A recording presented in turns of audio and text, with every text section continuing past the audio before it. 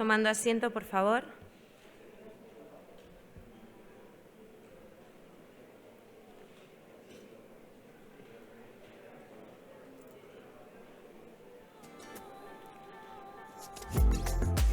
Oye, ¿me vais a hacer regañaros?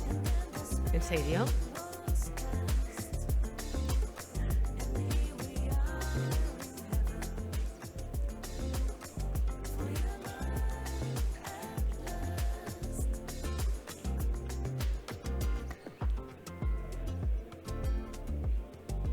Que empieza a decir nombres, ¿eh?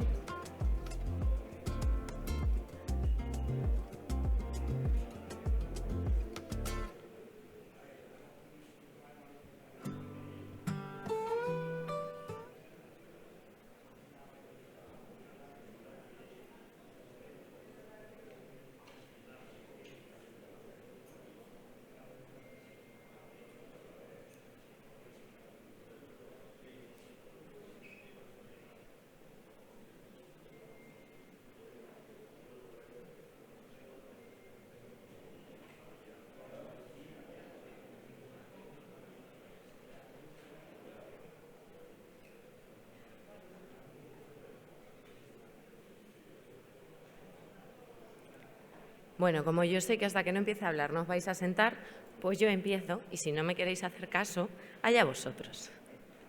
Creo que Manuel Campo Vidal necesita poca presentación, pero sí que es un honor para mí tenerlo hoy aquí y poder escucharlo. Y sí que os quiero contar un poquito cosas que a lo mejor no se conocen tanto de él, ¿vale? Él es doctor en Sociología, es licenciado en Periodismo e ingeniero técnico en Electrónica Industrial. Seguro que todos lo conocéis por sus amplias apariciones en televisión. Moderó en el año 93 el primer debate electoral televisado entre José María Aznar y Felipe González. Ha dirigido y moderado los primeros debates presidenciales cara a cara. En 2008, los dos que tuvieron lugar entre José Luis Rodríguez Zapatero y Mariano Rajoy. En 2011, el único debate televisado que hubo entre Alfredo Pérez Rubalcaba y Mariano Rajoy. Y en 2015, uno de los debates que hubo entre Mariano Rajoy y Pedro Sánchez. Organizó también en 2016 el debate de las elecciones del 26 de junio con Mariano Rajoy, Pedro Sánchez, Albert Rivera y Pablo Iglesias. Ha presentado informativos diarios en Televisión Española y más tarde en el programa Punto y Aparte. Fue director de Antena 3 Televisión en 1992 y en el 95 vicepresidente.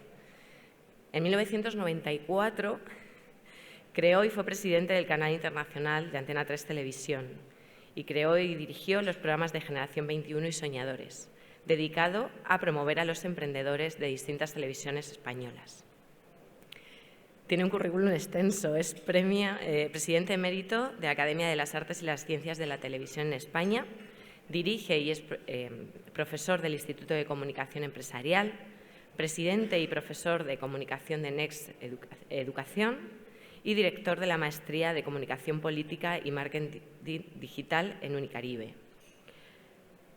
Tiene diversos premios Sonda, 2 premios TP de Oro, el mejor programa Línea América, innumerables premios y reconocimientos, pero yo hoy quiero que conozcáis una faceta que yo creo que no se conoce tanto de él, que es que él lucha o tiene una lucha vital por la España rural viva, ¿vale?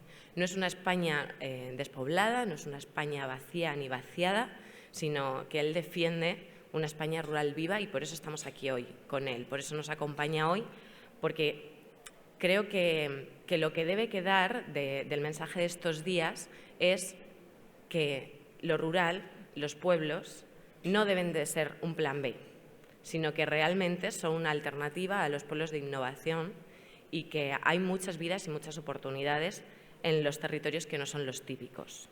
Al hilo de esto, Manuel ha dirigido y producido documentales como Cultivo Talento, España Rural Viva y Firmes en el Territorio, en relación a toda la España despoblada. También dirigió el documental 40 años de democracia, Vigilantes del planeta y hacia un planeta verde. Y creo que casi lo más relevante es que es director de la Cátedra de Recuperación de la España Despoblada. Entonces, bueno, con esto os dejo con él, espero que lo disfrutéis y que aprendamos hoy todos muchísimo. Gracias, Manuel.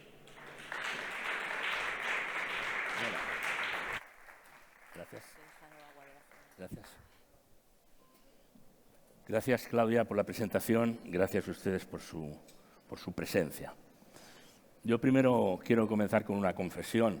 A mí me ilusiona mucho estar aquí esta mañana, los que están aquí, que agradezco la presencia, los que están por ahí hablando, haciendo negocio, porque a mí eso me llena de esperanza. Me llena de esperanza porque, en primer lugar, son elementos concretos y probablemente harán negocio, impulsarán y el emprendedor tiene que salir a vender. Pero sobre todo es un empujón frente al derrotismo con el que muchas veces se está afrontando todas estas cuestiones. Lo citaba Claudia al principio. Hay una serie de adjetivos negativos asociados a la palabra de la España rural. Por eso se habla de España vacía, que no es verdad, de España vaciada, tampoco, de España abandonada, mucho menos, y, por lo tanto, asociar cualquier idea de futuro, cualquier progreso a lo que tenemos aquí, yo creo que eso es importante, desde luego a mí me llena de esperanza. Yo agradezco mucho la invitación, estoy encantado de estar en esta comunidad autónoma, que fue la primera cuyo Parlamento hizo un plan, una ley contra la despoblación, que después ha seguido copiando, pero está muy bien copiar lo bueno en Extremadura y poco más en otras comunidades. Hace bastantes años desarrollamos el programa, como ha citado, Generación 21, también en la comunidad de Castilla-La Mancha, 2 temporadas, 13 programas y 13 programas, 26, y ya vimos entonces que había un sustrato emprendedor, que había gente que se estaba moviendo y probablemente algunos de aquellos que se pusieron en marcha entonces pues están aquí ahora o alguien ha seguido su camino. Y después anualmente tengo la oportunidad de tomarle temperatura a esta comunidad a través de un evento que se llama Empuéblate, en colaboración con Eurocaja Rural, cuyos representantes están hoy aquí, que nos permite ver personas de distintas provincias y ver realmente que hay movimiento. Hay movimiento. No vamos a ser triunfalistas porque las dificultades son muy grandes y porque trabajamos contrarreloj. Yo soy de un pueblo de la provincia de Huesca de 150 habitantes que a proyección de 10 años pues va a tener difícil supervivencia. Y 20 ni te cuento. Pero eso sucede en muchos lugares de España, sin salir de esta comunidad. Todo el norte de Molina de Aragón, por ejemplo, hay pueblos de 8 personas y la edad media son 75 años, como jóvenes, los hay mayores. Hazle una proyección a 10 años y todo eso desaparece. Con todo, yo creo que si trabajamos bien podemos ver qué es lo que pasa. Pongo un ejemplo de cómo nos podemos equivocar. Si tú tomas las provincias más despobladas de España, te puedes dar cuenta que efectivamente hay 3 donde viven más personas mayores de 75 años que menores de 25. Eso pasa en Zamora, pasa en Lugo y pasa en Ourense. Si tú coges ahí, digamos, en las estadísticas de la alarma demográfica, no aparece Guadalajara. Pero claro, hay una trampa. Guadalajara, porque lees un promedio, porque está Zuqueca, porque está el corredor de Lenares, que cambia las cifras, las cambia bien. El promedio es bueno, pero si vas al norte, ahí te caes y los pueblos desaparecen. Con todo, yo creo que hay elementos en el territorio y todos los aquí presentes, los que están fuera y los que no han podido venir porque están trabajando y muchos otros que a lo mejor pues, ni se han enterado, esa es la esperanza para darle la vuelta a la situación. No quiero dar muchos datos, simplemente, aunque estaba repasando algunos, me gustaría después tener un diálogo y si queréis, pues tratamos de ampliar lo que se me pregunte, sí lo sé, claro. Estudio estas cosas, pero no sabemos todo y hay que decirlo humildemente, ¿no? Pero hay un dato que para mí es fundamental. El 80% de los ciudadanos de España vivimos en solo el 15% del territorio. Eso es tremendo, porque genera un arco voltaico de población entre la España despoblada, es verdad, debilitada en su demografía, y lo que la presidenta de la Diputación de Palencia llama la España amontonada. Es un arco voltaico tremendo, es un desequilibrio realmente muy profundo. Es un desequilibrio demográfico, es un desequilibrio económico, hay otros desequilibrios en el país, claro. Hay un desequilibrio de género, a pesar de las cosas que se han hecho, queda mucho por hacer, a pesar de que España va por delante de otros países, me lo dicen los italianos cuando voy allí, me lo dicen en América Latina. Sí, vamos delante, pero hay mucho por hacer también en la desigualdad de género. Pero la desigualdad territorial, como dice Michael Ignatieff, que es un profesor de Harvard, que fue el primer ministro de Canadá, decía, la desigualdad más difícil de combatir es la desigualdad territorial.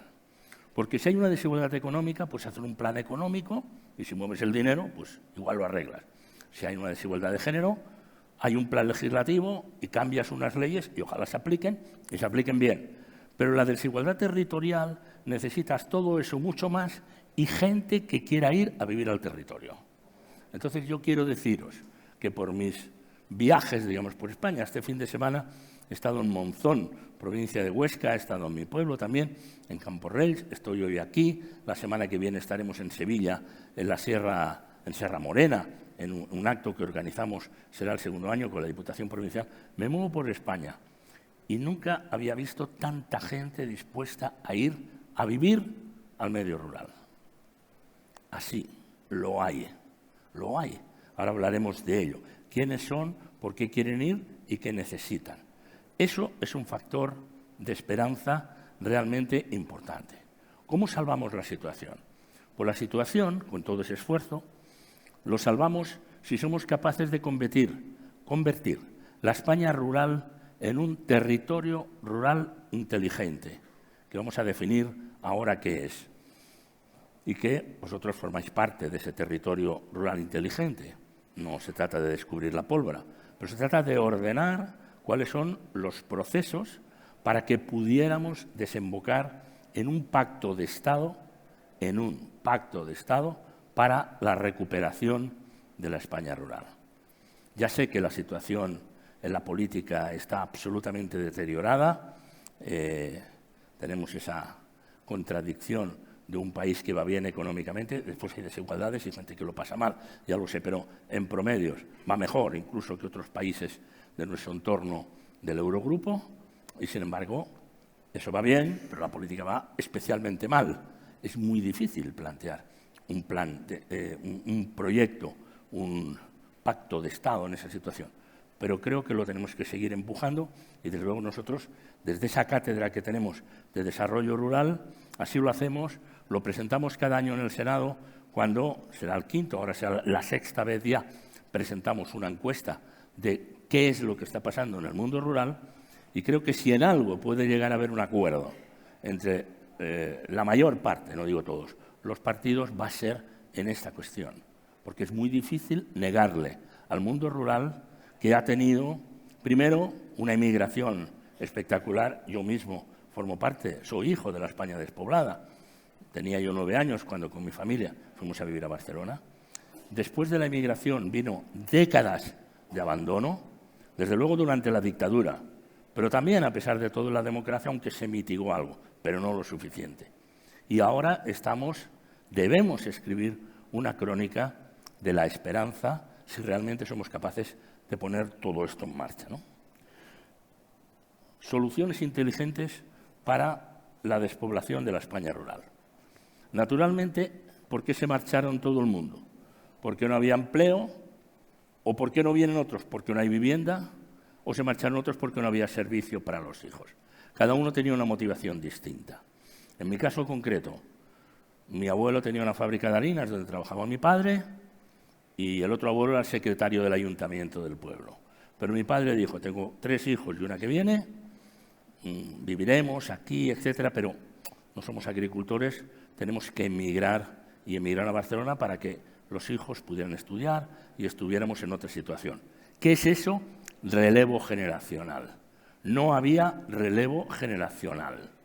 Bueno, trataré de trasladar, que es mi función, creo, buenas prácticas de otros lugares porque a alguien se le ocurre. La Diputación de Salamanca ha creado un programa por el cual aquellos que se quieren jubilar y no tienen relevo porque los hijos se han marchado, como le pasó a mi abuelo con mi padre, bueno, pues pueden ponerles en contacto con gente que quiere venir a trabajar al pueblo. Bueno, llevan 110 negocios salvados en un año. No está mal, ¿eh? Aplícalo en una provincia como la de Salamanca. Cuando cierra en un territorio, en un pueblo, una ferretería, un bar, una casa rural, es como si se apagara una luz si lo estás viendo desde el cielo. Es muy difícil que vuelva a encenderse la luz. Sin embargo, si llegas a un acuerdo entre los que se van y los que quieren venir, que son muchos, entonces se puede solventar. Eso en cuanto, digamos, al empleo. Mucha gente, ¿por qué no va? Bueno, porque no hay vivienda. Es terrible, hablamos de la vivienda en las ciudades, pero en los pueblos es tremendo. Y te encuentras gente que tiene 3 casas. ¿Cómo que tiene 3 casas? Sí, la de mis padres, la de mi mujer y la nuestra. Hombre, pero vender una, alquilar la otra, bueno, la Diputación de Burgos está haciendo un programa para ver si entonces puede recuperar viviendas de esa naturaleza. Cualquier imaginación, cualquier esfuerzo será muy bienvenido y, desgraciadamente, insuficiente para afrontar el problema que tenemos. Pero si hubiera vivienda, mucha gente iría. Y luego, por supuesto, los servicios. Si uno tiene, y yo duermo en mi pueblo el domingo pasado, por ejemplo, la casa que vivían mis padres era una casa rural. Yo duermo en la habitación en la que nací, porque la pido y me la dan. Y pensaba en mi madre teniéndome allí. Es verdad que había médico y comadrona en el pueblo, pero entonces había 600 habitantes, pero a 50 kilómetros del hospital más cercano de entonces, que era Lleida, capital. Claro, tiene que haber unos mínimos servicios, porque si no, naturalmente se toman muchos riesgos. Eso es verdad. Pero la clave está aquí. Esto es lo que tenemos en el territorio rural. Ahora veremos cómo lo hacemos inteligente. La conectividad. La conectividad es básica para convertirlo en un territorio rural inteligente. Porque si realmente hay conectividad, hemos hecho una experiencia en la cátedra en el pueblo de Toén, provincia de Ourense, y hemos ayudado a instalar, nosotros nos dedicamos a esto, 45 o 48 antenas para que la gente tenga internet por satélite. Bueno, pues ahí ha ido una pareja que viven en casa de la abuela, que son profesores de inglés, y yo les pregunto, ¿dónde tenéis los alumnos? Dice, no, en La Coruña, en Almería y en Panamá. Bueno, pero pueden vivir allí, en un entorno mejor para sus hijos. Si hay conectividad, cambia todo. Eso es absolutamente fundamental. Y hay mucha gente que está viviendo pues, en la provincia de Toledo. Yo conozco a algunos y van a Madrid un día por reuniones, o 2, si lo necesitan. O en la provincia de Segovia. Y eso mismo sucede en los entornos de Aragón y en otros lugares. Pero claro, la conectividad es absolutamente imprescindible. Esto de aquí son territorios a los que les puede llegar una subvención que casi nadie conoce y quedan 6 meses y medio para que termine. Me permitiré, he pedido permiso incluso para darle un teléfono. De dónde tenéis que llamar el que quiera para que se lo pongan, porque se lo ponen gratis, pero no lo hemos comunicado bien. Sin comunicación esto no funciona. No era nuestra responsabilidad, era responsabilidad del gobierno, pero no lo ha hecho bien. Otras cosas hace bien, esa no, particularmente, y se lo hemos dicho muchas veces. Bueno, todas esas zonas de puntos azules son poblaciones en las que no tienen fibra óptica. Si tienen fibra óptica, pues bueno, ya lo tienes resuelto. Pero si no, tienes una posibilidad, tienes una necesidad de Internet y vas a tener 200 megas por un precio de 35 euros y, desde luego, sin ninguna... no tienes que pagar ni la antena, ni el router, ni el cableado, ni la instalación. Esto es tan sencillo como poner una antena de esta naturaleza. Esto es el router y ahí está. Primer elemento del territorio rural inteligente, la conectividad. Les vamos a mostrar Este era el programa. Ni una casa, ni un negocio rural sin Internet. Esto es lo que nosotros, lo que se estaba planteando desde el Gobierno de España a través de ese programa que se llama Demanda Rural, financiado por la Unión Europea. Pero ya ayer dijeron, como se han instalado pocos, habrá que devolver fondos a la Unión Europea. Vamos a ver. Resulta que no hemos instalado todo lo necesario y tenemos que devolver los fondos. Hombre, hay cosas que las estamos haciendo francamente mal. Por eso yo me he permitido pedir, si el objetivo era este, quedan 15 días, pero se ha prorrogado 6 meses, hasta el 30 de junio, vamos a ver si damos un salto en esa dirección. Y realmente, a través de la energía sostenible y además del Internet por satélite, podemos cambiar la situación. Le quiero pedir a Javier un pequeño, son 2 minutitos, de un ejercicio que nosotros impulsamos, pero lo hicieron ellos, de instalar Internet. Eso pasó ahora, en el mes de mayo, que no había frío en Sierra Nevada, arriba de todo y no había ni electricidad. Os lo muestro 2 minutitos. El proyecto de Hispasat, con el programa Conecta 35, que ofrece equipos de instalación gratuita, ha logrado que un lugar recóndito a 2.400 metros de altura tenga por fin conexión. Cada uno te encuentras un reto diferente. En este, por ejemplo, era un reto logístico para traer el material hasta aquí porque no había posibilidad de venir en coche.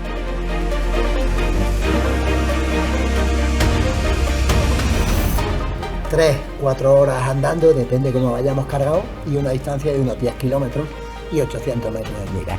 Es un camino de piedras, agreste, con mucha agua. Ha habido un momento que, como iba encima de los caballos el material, pasábamos un poco de miedo.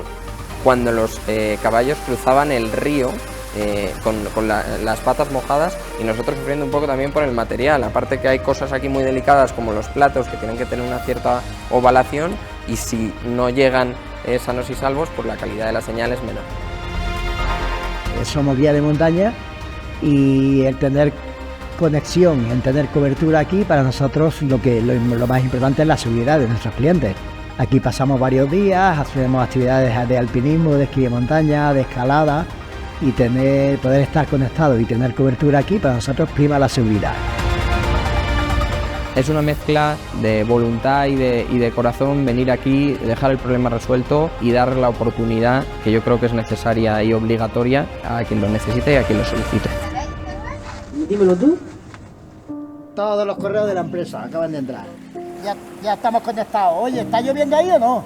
¿Qué te pasa a tu padre? ¿Que tienes que comprarle un teléfono que tenga wifi? Coño, toma. ¿Qué haces?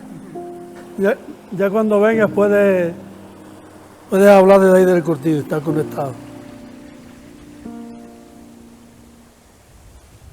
Bueno, si somos capaces de instalar ahí que no hay electricidad y eso funciona, como habéis visto, en cualquier pueblo de La Mancha, en cualquier pueblo donde sea, pillar un teléfono, os voy a dar y llamar por teléfono, no tengo comisión, ¿eh?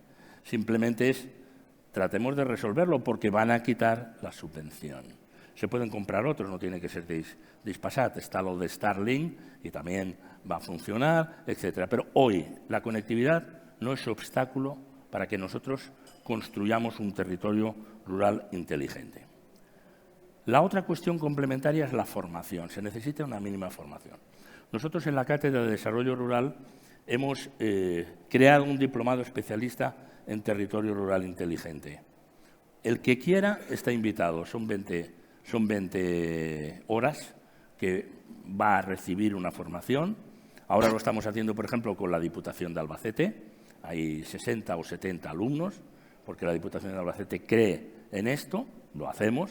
Y el que quiera, por favor, que conecte con nosotros y le vamos a matricular de manera gratuita para que realmente pueda tener pues, esos elementos que tenemos ahí, porque la educación es vital para el desarrollo humano y territorial, y también hay elementos de comunicación, de cómo contamos mejor las cosas.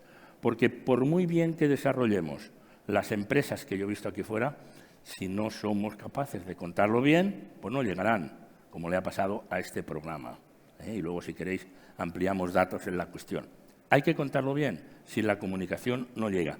Ya sé que a los emprendedores, yo también soy emprendedor, se les piden demasiadas demasiadas virtudes, si es que podríamos llamar, o conocimientos, porque tienes que entender un poquito de cómo funciona la empresa, de cómo funcionan las cuentas, de cómo funcionan los recursos humanos, de cómo funciona la publicidad, el marketing, etcétera y tal. Pero es necesario, y si no, debemos establecer alianzas entre nosotros para que esto pueda ser posible. Por lo tanto, pasar de aquel territorio rural al territorio rural inteligente, me mantengo donde estábamos, empleo, vivienda y nuevos servicios. Entonces, en empleo, la agricultura y la ganadería no llega al 10% del PIB en España, pero es muy importante, porque si seguimos, como hace la Unión Europea, acosando a los agricultores y a los ganaderos a través de normas redactadas por burócratas urbanitas, mantengo todos los apellidos que estoy diciendo, los mantengo, todos los adjetivos, burócratas urbanitas en Bruselas, estamos acosando a los agricultores y a los ganaderos y podemos perder nuestra soberanía alimentaria. Es verdad que seguiremos comiendo, pero vaya usted a saber de dónde viene aquella fruta, de dónde vienen y con qué controles fitosanitarios, de dónde vienen aquellos animales o derivados de los animales que podamos terminar comiendo. Es absolutamente vital que, ya que tenemos esa capacidad, especialmente España, de la industria agroalimentaria, que seamos capaces de mantenerla. Claro que sí. Pero luego están los profesionales con trabajo a distancia. He comentado el caso del profesor y tantos otros. Los emprendedores, muchos de vosotros, con nuevas oportunidades. Y estas ferias de relevo generacional, que he puesto el ejemplo de Salamanca, muy importante, porque allí, entre los negocios que se han salvado, yo fui a una de estas ferias y hay una ferretería, un vivero, una casa rural, varios restaurantes, negocios de todo tipo, que si no desaparecerían y el pueblo se va silenciando, se va viniendo abajo. Bien, vivienda. Debe haber una presión en las viviendas desocupadas, una presión razonable, pero las autoridades tienen que presionar un poquito, porque si no esto... El problema para los alcaldes es que la casa abandonada se caiga y mata a un vecino.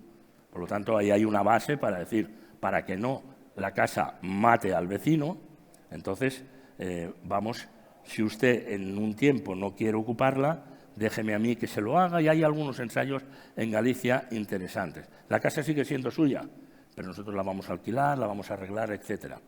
Porque si no hay un deterioro. Hay que crear un banco municipal o hay, como digo, formas de mantener la propiedad, pero desarrollarlo. Y en cuanto a nuevos servicios, pues hay servicios de telemedicina muy interesantes. No hace falta que vaya un camión. Hay una cosita que se llama Home Doctor. Cito empresas porque son los que lo tienen. No soy yo agente comercial de Home Doctor, pero tú abres allí y dices, oiga, tengo una mancha aquí en el brazo, aplíquese eso. Y conectas con un dermatólogo que está en un hospital en un momento determinado, si tienes internet en casa, naturalmente, y el internet te lo pueden haber puesto gratis. Hay algunos elementos que se pueden hacer. Si te encuentras mal, como te puedes imaginar, pues hay que ir al hospital, evidente. Telemedicina, servicios médicos a domicilio y todo el asunto de la economía senior, la economía de la gente que tiene más de 65 años. ¿Quién se está desarrollando o estudiando mucho esto desde hace años? La Diputación de Zamora. Así que, como veis, Salamanca hace el relevo generacional, Zamora hace estas otras cuestiones. Vosotros tenéis aquí el Empuéblate de Eurocaja Rural y esta iniciativa que tenéis aquí, que yo no conocía, que me interesa mucho y que la voy a incorporar a estas cosas que estamos contando de unos lugares a otros, porque en otros lugares no lo hacen. Bueno, con todo eso podemos intentar dándole a la conectividad la energía sostenible y la formación. Y voy a decir otra cosa que a nadie le va a sorprender si conoce un pueblo. Los bares. Los bares son absolutamente fundamentales. Si cierra el bar, muere el pueblo, porque no hay conversación, porque se dispara la soledad no deseada. Los bares y las gasolineras. Las gasolineras son fundamentales. Tienen que ser una especie de hub de servicios, es así, para que se puedan ir ahí a hacer muchas cosas. Estamos en ese proyecto con Mueve. Nosotros estamos trabajando y lo vamos a presentar en el mes de marzo para decir, miren, la gasolinera no solamente debe dar eso y un poquito de pan y 2 periódicos, no. Puede ser un centro de recepción de paquetería, puede ser un centro de conexiones de otra naturaleza, tiene que tener internet gratis para todos los que vengan, recargas para los móviles. Hay que transformar los bares y todo eso, porque los que somos de un pueblo pequeño sabemos que si el bar cierra, estamos perdidos. No hay conversación. Y así ha sucedido estadísticamente, ¿eh? Estadísticamente es así. Por tanto, hay aquí elementos que nosotros podemos ayudar para conseguir lo del territorio rural inteligente. Aquí les dejo el teléfono en cuestión, ¿eh? El que quiera que le pongan internet dentro de 15 días en la finca que no sé qué, salvo que en ese pueblo tenga al lado fibra óptica, que entonces no entra la subvención, que escriba ahí por teléfono, llame ahí por teléfono y se lo van a poner. Pedí permiso para sacar esta diapositiva, como sabe Claudia. Digo, oye, yo quiero poner esto para que todo el mundo que quiera pueda tener, digamos, esta observación, ¿no? Y estos de Felber son los que les pedí el favor, por amistad y familia, subiros a Sierra Nevada a hacer esto, porque no quería ir nadie, porque tuvieron que pernoctar arriba y todo. Y para una instalación que les dan nada, porque es muy poco, tuvieron que estar 2 días para subir y uno para bajar, porque es que, bueno, subir, instalar y bajar. Y mucho riesgo, como habéis visto, porque hay por las montañas. Pero si el internet funciona allí arriba y no tenían electricidad, pero había una placa, no sé si la habéis visto en el tejado de uno de esos sitios, y por tanto se puede conectar y es suficiente para internet, no para dar luz, pero sí para que funcione internet, pues entonces no tenemos excusa, digamos, para venir a llorar y decir, no, es que falta conectividad. Faltaba, no falta. El que quiera la tiene aquí. Esto forma parte simplemente de los distintos módulos del diploma de especialista en territorio rural inteligente, que el que quiera que conecte con nosotros, ahí dejaré mi correo luego para que podáis enviarme el correo y os matriculamos inmediatamente. Esto es simplemente un paseo por lo que hay ahí, liderazgo, formación, soluciones, planificación, ecosistemas innovadores, todo eso seguro que sabéis mucho. Podéis llamar a esa web de ahí y nosotros os matricularemos directamente. Bueno, ¿qué quiero plantear en los minutos que tengo y sobre todo a partir de las conversaciones que vosotros nos podáis plantear? Que ya no tiene sentido hablar del mundo rural en negativo. Yo empecé hace muchos años hablando de esto y conoceréis a la persona con la que empecé a hablar. Yo empecé a hablar con José Antonio Labordeta, que fue un diputado aragonés y un tipo que entendía muy bien lo que pasaba allí. Había sido profesor en el Instituto de Teruel, profesor de Historia. Con él y con un tipo que fue muy bueno, presidente de Aragón, que se llama Marcelino Iglesias, de la provincia de Huesca, como yo. Yo lo conocía porque había sido también presidente de la Diputación, etcétera, etcétera. Y entonces, hace casi 3 décadas, nosotros hablamos de la España interior. No sabíamos cómo llamarle. Yo la palabra España interior se la escuché a Labordeta y a Marcelino Iglesias. Claro, decía, el desarrollo va a las costas, el problema en España lo tenemos en la España interior. Pero, hombre, no es exacto, porque la España interior en el centro tiene un portaaviones que se llama Madrid, con un Producto Interior Bruto igual que el de Portugal. Por lo tanto, es la España interior menos el centro, no sé qué, menos la isla de Madrid. Bueno, luego en el 2015 llegó el libro de Sergio del Molino, fue un acierto, en el título, La España vacía. Bueno, era una manera de llamarlo. Luego vinieron los de Teruel y dijeron, vacía no, vaciada, porque se quiso vaciar. Bueno, pues España vaciada, la llamamos así. Pero siempre son adjetivos negativos. Y yo creo que es momento de ir cambiando los adjetivos, porque con esta legión de emprendedores, que esto es una muestra, pero hay muchísimos más, seguro, en esta comunidad y en otros lugares también, y con una alianza importante entre todos los que nos estamos moviendo en el territorio, se le puede dar la vuelta a la situación. Con algo más imprescindible, eliminar burocracia.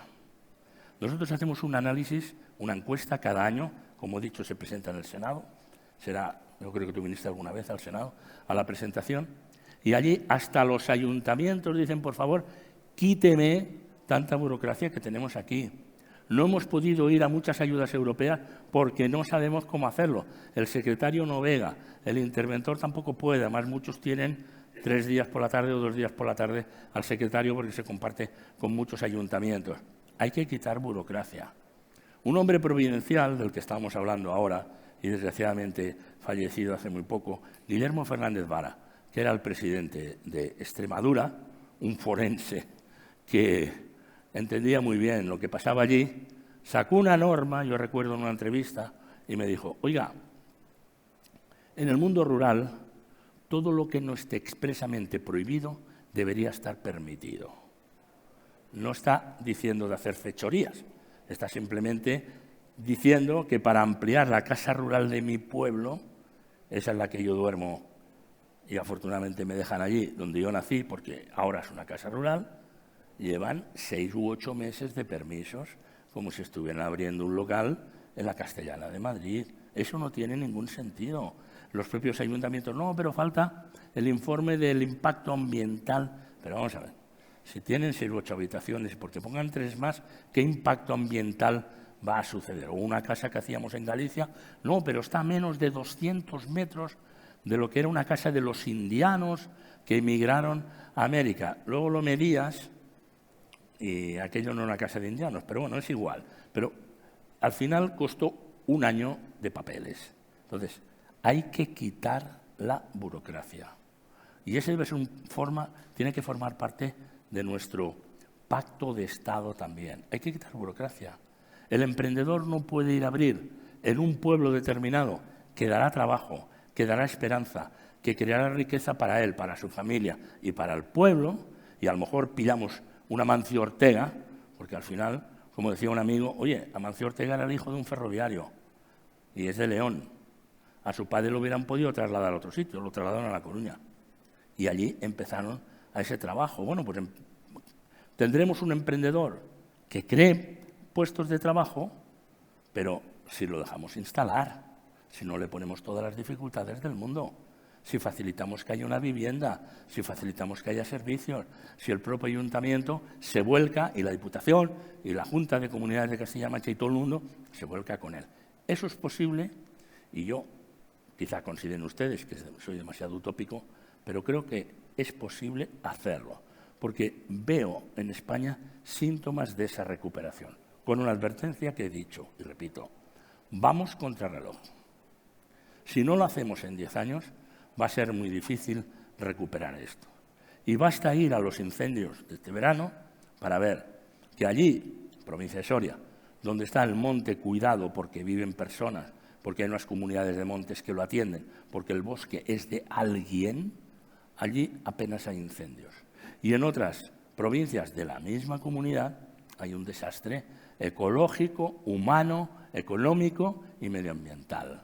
Por todo eso, yo creo que hay elementos para considerar que podemos construir una España rural viva.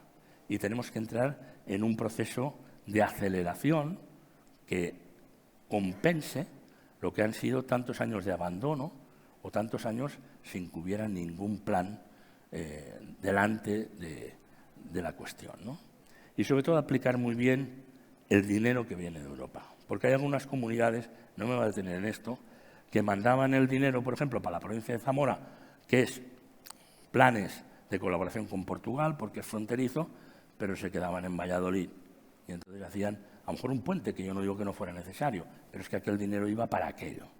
Y por suerte ya se está empezando a hacer devolver, a que se devuelvan determinadas subvenciones, digamos, que se trataron mal.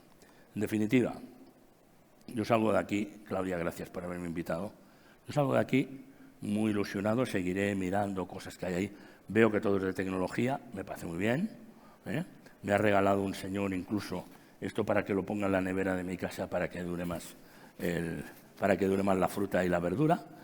Agradezco mucho y son ejemplos que iremos trasladando y colocando, digamos, en otros lugares, porque creo que nuestro trabajo también como comunicadores es dar a conocer ejemplos positivos de soluciones inteligentes para darle la vuelta a la situación en la que estamos. Nada me encantaría más, si me permiten unos minutos más, en que ustedes, si les prestan un micrófono aquí, y si no es igual, porque yo lo voy a oír, o intentaré oírlo, podemos continuar la conversación sobre la base de algún elemento que ustedes me estén planteando, o que entremos en un debate, que a mí me encantan, o tengamos una discrepancia. Vamos allí. El que quiera intervenir, por favor. Claudia tiene el micrófono. Sí, adelante. Gracias. Bueno, lo primero, muchísimas gracias. Y por otro lado, bueno, me llamo Patricia Doblas, trabajo en el Instituto de Finanzas y me ha hecho especial ilusión que mencione la Ley de Despoblación de Castilla-La Mancha, porque gracias a esa ley se ha dotado fondos al Instituto de Finanzas para dar préstamos a emprendedores en las zonas despobladas. Y quería simplemente que supiese de ello, que supiese que hay préstamos precisamente que están orientados a temas de ecoturismo, a cuidado de mayores, para todos aquellos emprendedores que quieran montar negocios en zonas despobladas de Castilla-La Mancha. Y nada, simplemente para que lo metan en la cartera, ¿no?, de anécdotas y de recursos. No, y que me ha parecido muy interesante la feria de relevos, se lo voy a comentar a mis jefes. No, pero es muy interesante lo que usted dice porque, por ejemplo, yo tenía situado de esa ley el descuento en el tramo del IRPF en el tramo autonómico. También. De quien demuestre que de verdad vive. Sí. Para que no haya la picaresca de que yo me empadrono en un pueblo de Cuenca y así me rebajan del... Y también hay en transmisiones patrimoniales y, o sea, hay varios impuestos afectados, pero hay financiación específica para préstamos. Luego, además, en las subvenciones creo que también se da puntuación adicional a aquellos proyectos que estén en zonas de despoblación. O sea, al final, como que se ha armado toda una estructura para apoyar esos proyectos en zonas de despoblación. Pero fíjese, es una ley que aprobó por unanimidad, hasta donde yo sé, sí, el Parlamento de Castilla-La Mancha. Pero no la hay en otras comunidades. La hay en Extremadura, porque la copiaron, pero no la hay. Tenemos que decirle, oiga, a ver, usted, esté donde esté, Castilla-León, haga lo que están haciendo en Castilla-La Mancha. No, por eso le agradezco que la mencione, porque al final usted va por toda España. Entonces, es el tema. Si va calando el mensaje de lo que vamos haciendo bien en unos sitios para cogerlos de otros. No, gracias por esa aportación. ¿Algún comentario más? Por ahí hay 2 o 3 más. Claudia, gracias. Buenos días, muchas gracias. Soy Manuel Torrero, somos representantes de una organización agraria y respecto al planteamiento que ha hecho, nosotros profesionalmente vemos 2 corrientes para el mundo rural. Una es esta, donde queremos oportunidades, queremos que la tecnología, la conectividad llegue, pero sin embargo también vemos otra que parece que hay parte de la población que quiere que sigamos haciendo las cosas en el campo como se hacían antes. Repítame esto. ¿Parte de la población sí. quiere que ustedes trabajen como antes? Sí. No les hagan caso, hombre. No, pero la desgracia es que precisamente todo el marco jurídico normativo parece que atiende más a esta idea que a la que entendemos que debe ser la natural de desarrollo, ¿no? Desde su posición, ¿cómo podemos luchar contra esta idea que se está imponiendo desde hace años en este país? Bueno, yo he hecho una referencia a los burócratas urbanitas de Bruselas, poniendo normas que no sabían realmente ni para quién lo están haciendo. Es lamentable, pero es así. Pero pasa en España también. Es decir, las leyes para el campo no pueden estar redactadas en las grandes ciudades por personas que a lo mejor han ido al pueblo de vacaciones una vez o pasaron por allí. Es absolutamente fundamental que tengamos una revisión de las leyes que se aprueban para que no perjudiquen al mundo rural. Yo creo que vamos en la dirección de lo que usted está hablando. Para eso, los ingleses han definido muy bien una cosa que se llama Rural Proofing, lupa rural, por la cual cualquier ley que se apruebe tiene que estar supervisada. A ver, ¿esto perjudica al campo o no? Del mismo modo que hay una lupa, o debe haberla, para cuestiones de género. Oiga, ¿esto perjudica a las mujeres más que a los hombres, o lo que sea? O tiene que haber una lupa para las personas que tienen algún tipo de incapacidad, o lo que sea. Para el mundo rural es absolutamente fundamental. Tiene que haber un cedazo que pase por allí. No, esto no se puede hacer. Por eso, cuando mi admirado, tenía una amistad, le admiraba porque creo que hacía cosas bien, ¿no? Guillermo Fernández Vara dijo eso, de que cualquier cosa que no esté expresamente prohibida en el campo tiene que estar permitida. Yo le pregunté, a ver, presidente, ¿lo va a poner usted en el BOE o no? En el BOE no, en el Boletín Oficial de la Comunidad de Extremadura. Me dijo, sí, sí, lo voy a poner. Y lo puso. El que quiera la ley, no me acuerdo ahora de memoria, pero lo buscamos aquí, y se la doy porque la tengo. Y le doy los artículos en lo que lo pone. Lo puso. Bueno, en uno de estos viajes por España, estuve en Navalmoral de la Mata, provincia de Cáceres, y cogí allí a los del ayuntamiento y le digo, oye, a ver, ¿quién de aquí? No? Este es arquitecto, el concejal. Déjame que te pregunte a ti. ¿Aquella ley que dijo no sé qué? Sí. ¿La estáis aplicando? Sí, pero poco. Bueno, pues a lo mejor también tenemos un problema de comunicación, ¿eh? Y tenemos que decirles, a lo mejor, si el que se opone, porque a veces pasa, el alcalde del pueblo o el que sea, decir, oye, mira, perdona, hay una ley aquí que me respalda para que yo tire para adelante con este emprendimiento. Ese es un riesgo, efectivamente, y no es que sea gente que no quiera, sino mucha gente que no sabe, o que les han destinado a territorios que no puede ser. Es como una vez hacíamos este programa en Castilla-La Mancha de emprendedores, se llamaba Generación 21, pero lo hicimos también en Canarias, en Andalucía, en Cataluña, en Aragón, y una emprendedora de Aragón nos dijo, y lo soltó en el programa y me hizo mucha gracia, dice, fui al departamento del Gobierno de Aragón a decir, quiero ser emprendedora. Y la funcionaria dijo, ¿de verdad? Pero no te metas el lío, hija mía, prepara unas oposiciones. Es decir, a veces hay que saber a quién colocas ahí.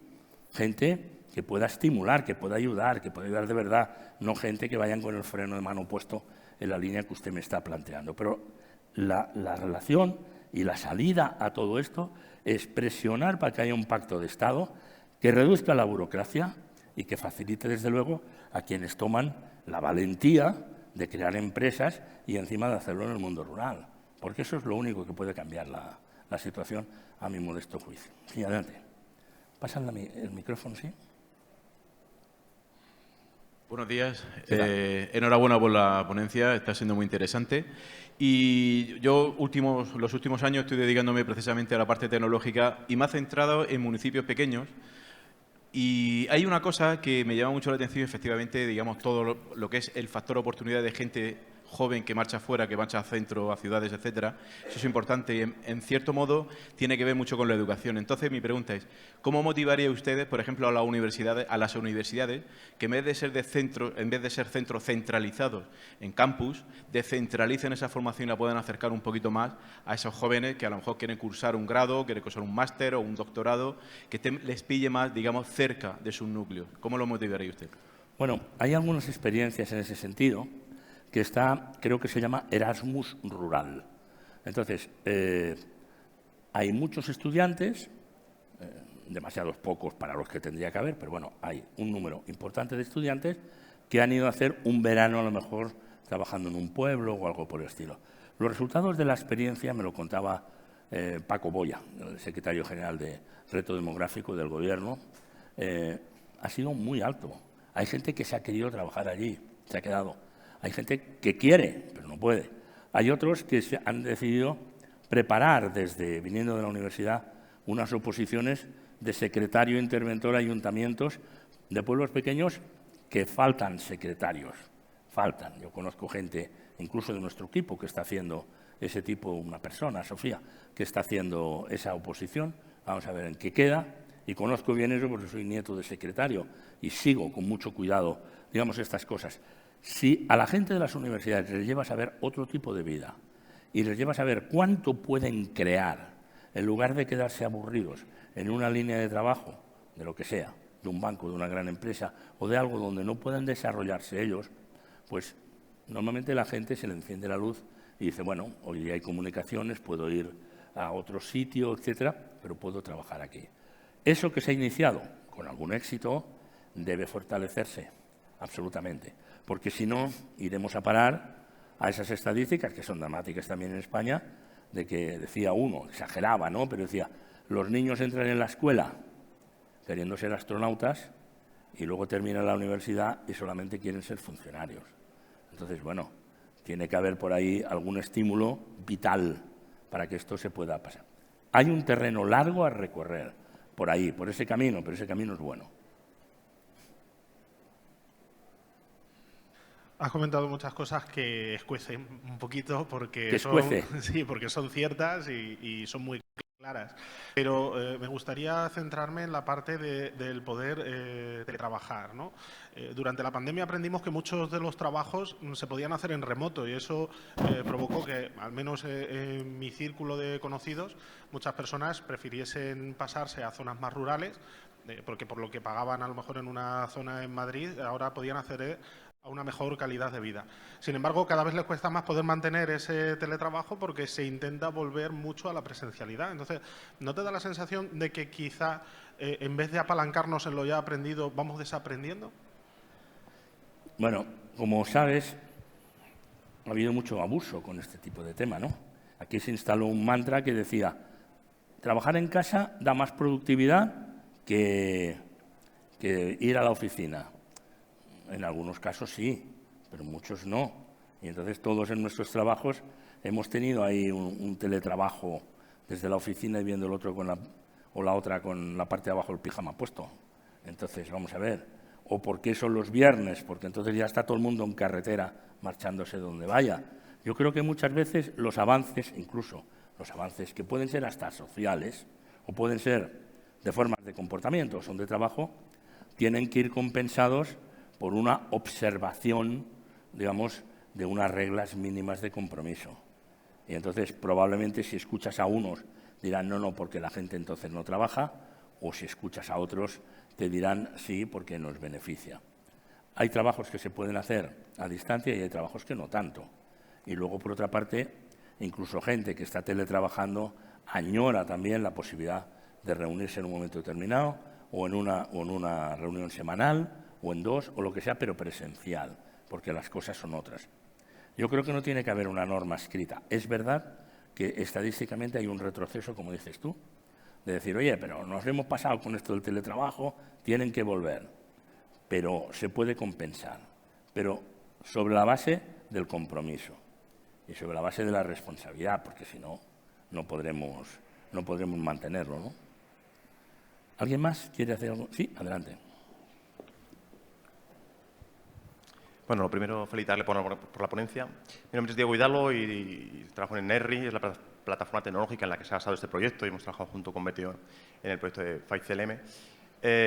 Ha sido de gran satisfacción haber conseguido, ¿no?, generar ese tejido empresarial, pero ahora, hablando con todas estas startups, hay un segundo paso, ¿no? Es el qué va a pasar con ellos. Muchas se han formado porque tenían mucha capacidad tecnológica, conocían bien el mercado, las necesidades, los retos a los que se han enfrentado. Pero hablando con ellas ahora es cómo generar ese modelo de negocio para que tengan éxito esas soluciones y puedan implementarse en el mercado, ¿no?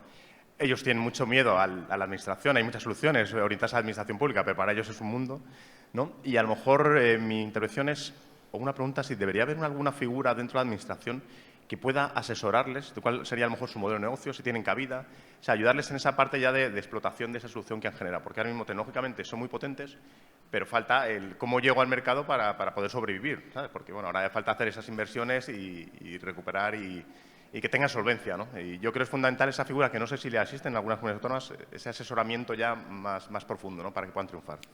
Bueno, está probado también que todas aquellas startups que están vinculadas a un centro de emprendedores, a un vivero y con algún tipo de asesoramiento, sobreviven más que aquellas que no, bueno, fueron por libre en un momento determinado. Bueno, es que estamos hablando de adaptarnos a una nueva realidad del mundo rural. Estamos hablando de adaptarnos a una nueva situación de relación laboral propiamente dicha por el teletrabajo, como dicen aquí, o de usos de la tecnología. Pero fíjate que casi nunca estamos hablando de adaptar la administración para los nuevos requerimientos. Y eso que está sugiriendo me parece muy importante. En algunos sitios lo hay, pero casi más por iniciativa del funcionario o el concejal o el diputado de desarrollo económico, de desarrollo rural, que por una figura establecida como hay ahí. No salen oposiciones para dinamizador, invento el nombre, pero es así, es lo que estás planteando, dinamizador de negocios de las startups que hay. Y volvemos a lo que he planteado al principio. A un emprendedor se le dice, tienes que tomar el riesgo, tienes que inventarlo, que funcione. Además, tienes que saber cómo va la empresa. Luego tienes que cumplir con todas las obligaciones fiscales. Tienes que entrar bien en el marketing para venderlo, tienes que comunicarlo mejor y si no tienes todas estas, digamos, incógnitas de la ecuación resueltas, no llegaremos al resultado final. Debería existir eso. De una manera, digamos, espontánea, hay algunos lugares que sí, que los impulsan mucho. Y yo, donde los he encontrado más a esos personajes, ha sido, en la figura, el dibujo, retrato robot que tú haces, los he encontrado más en los viveros que dependen, digamos, de las administraciones, ¿no? Por una voluntad de que para un pueblo, para un orgullo, es un orgullo que se cree una empresa en ese pueblo. Lo es, por encima de que hay gente que diga no nos traigáis aquí nadie de fuera y tal, que también lo hay, que también lo hay, ¿no? Como decían unos abuelos del norte de la provincia de Huesca, oiga, fueron allí a contarles que llevarían gente joven y tal, y decían, oye, aquí hippies no nos traigáis, que queremos dejarnos morir tranquilos, no vengáis. O sea, es verdad que también hay resistencias, pero debería haber una pugna, casi un campeonato, de a ver quién crea más empresas en un pueblo. Y el pueblo y el ayuntamiento en cabeza volcarse para que esto pasara. Bueno, pero fíjate que estamos diciendo cosas que podemos mejorar, pero yo creo que hay elementos para que esto se mejore. Y uno más, que no quisiera dejar de decirlo. Yo llevo unos cuantos años dedicado a esto.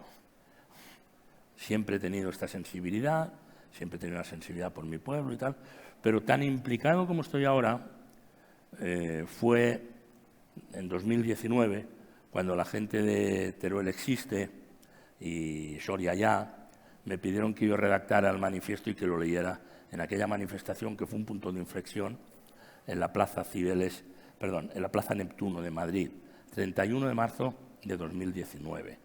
Es verdad, ahí se produjo una cuestión, pero yo desde aquel tiempo a hoy he ido viendo algo que me parece novedoso.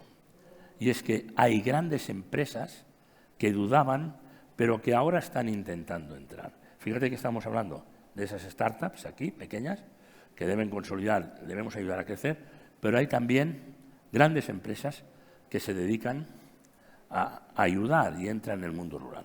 Yo he puesto aquí al principio que nosotros tenemos una cátedra de comunicación, una cátedra de desarrollo rural que se llama Estrella Galicia. Esto es desde enero, porque los de Estrella Galicia dijeron, me vieron hablar en una conferencia en la Diputación de Lugo y dijeron, oiga, nosotros tenemos relación con la España rural, fíjese si la tenemos. ¿Qué es la cerveza? Agua, cebada, lúpulo, todo pasa en el mundo rural. Por lo tanto, queremos ayudar y queremos estudiar estas cosas que hay ahí. Estupendo y bienvenidos. Correos es absolutamente fundamental. Correos es algo absolutamente fundamental. Una hija mía buscaba un libro que estaba muy descatalogado y no sé qué, y lo pidió por Amazon y me llamó alborozada. Nuestro apellido Vidal viene de un pueblecito de la provincia de Huesca que se llama Zanui, y dijo que me mandan el libro desde Zanui, si yo lo pedí, creía que lo estaba pidiendo a Miami. Naturalmente fuimos al pueblo a verlo, cuando tuvimos oportunidad, ¿no? En verano, cuando la fiesta mayor, fuimos allí a ver qué pasaba, a ver la dirección desde la que lo mandaron, y nos encontramos un matrimonio que tenían un hijo que se tenía que ir de Barcelona porque era un niño que tenía problemas con la humedad y en un ambiente seco crecía mejor y tal. Entonces ellos eran periodistas en origen, tenían muchos libros, compran libros y desde allí los van vendiendo y tienen el negocio montado. Digo, oye, ¿y cómo lo distribuís? Dice, hombre, a través de correos. Digo, aquí no hay oficina de correos, no, pero pasa una moto de correos cada día. Estamos en la planta baja, luego arriba tenían libros y hasta comprado la casa de al lado. 30.000 libros tienen. Dice, y en la ventana ponemos un pato. Si hay un pato, hay pedido. Y el de correos se para. El otro día se lo contaba ya a uno de correos y se partía de risa. Dice, eso es genial. Bueno, pero gracias a que está correos, esa empresa puede funcionar. Y otras cosas que ha hecho correos, que creó una cosa que se llamaba como un pequeño mercado de marketing que ayudaba a los emprendedores que había. Ellos garantizaban, obviamente pagando, ¿no?, pero garantizaban la logística, pero garantizaban también los servicios de marketing para aquellos emprendedores que no tuvieran, digamos, esa habilidad. He dicho correos, he dicho Estrella Galicia, voy a decir Fundación AXA, que nos apoya también en ese estudio, la de los seguros. Voy a añadir, bueno, el trabajo que está haciendo Eurocaja Rural, que es claro, desarrollando y moviendo emprendedores, etcétera, en la jornada de Empuéblate, que no sé este año si la haremos o a final de año. La haremos, pero la haremos en noviembre o cuando toque, ¿no? Bien, hay grandes empresas que se van acercando. Moeve, ya he citado antes, que bueno, pues estamos viendo de esas gasolineras Hub y muchas otras. Porque una última cosa, por lo menos por mi parte, quiero decir. Si tú miras los datos estadísticos de los que se van y los que vienen en el mundo rural, ya hoy, según Paco Boya, me lo creo, es decir, la Secretaría General de Reto Demográfico del Gobierno de España, el año pasado fue el primero en el que hubo un empate entre los que salían del mundo rural y los que entraban. Gran dato, gran dato. Lo cual no quiere decir que en una provincia o en una comarca pues no haya entrado ninguno, que es lo que decíamos de los promedios. Ya tenemos un gran dato. Pero fíjate, hay un flujo de salida, un goteo que sigue produciéndose. Y hay ese flujo de entrada lento de nuevos pobladores o gente, amigos míos de mi pueblo, que se han jubilado en Barcelona, pero se van a vivir al pueblo, porque tienen una casa y si no otro la ha comprado y es más barato vivir en Camporís, provincia de Huesca, que en Barcelona, etcétera, etcétera. Hay un flujo de salida, hay un flujo de entrada, pero hay alguien firme en el territorio. Si los que están firmes en el territorio desaparecen o no toman poder todas esas empresas, bueno, pues es mucho más difícil que aquí se produzca una reconversión. Y en ese sentido, Correos es fundamental, por supuesto los ayuntamientos.